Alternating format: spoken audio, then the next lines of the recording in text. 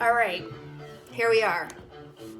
So this is No Doubt's Just a Girl. I heard this song for the first time when I was 11 years old back in the 90s.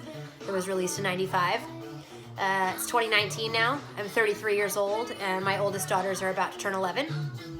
And I'd love to think that this song is less relevant now for them than it was for me back when I was 11, 20 something years ago. But turns out it's still really spot on.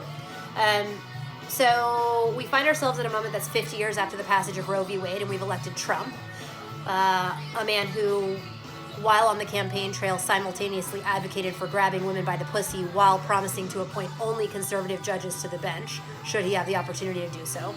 Unfortunately, he did, and he's appointed Brett Kavanaugh and Neil Gorsuch, two gigantic assholes.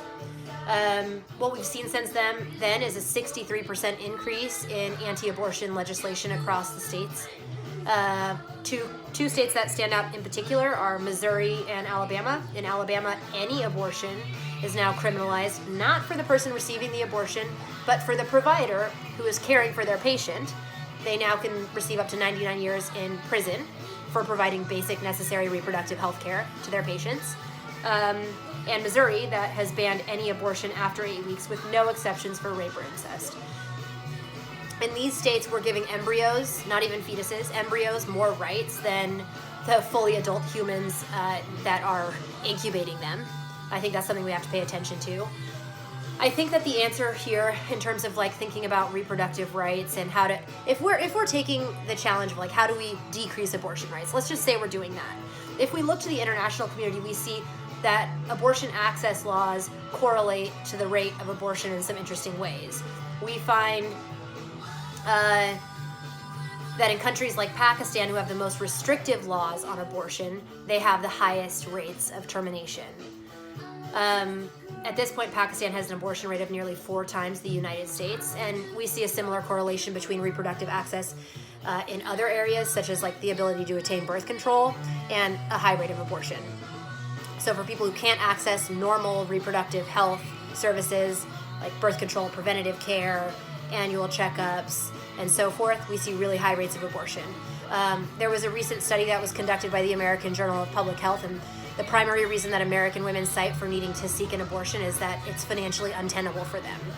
So to me, the outcomes of these restrictive policies surrounding reproductive health resources, including access to abortion, are not just bad for women, but they're also bad for the conservative men who are policing their bodies.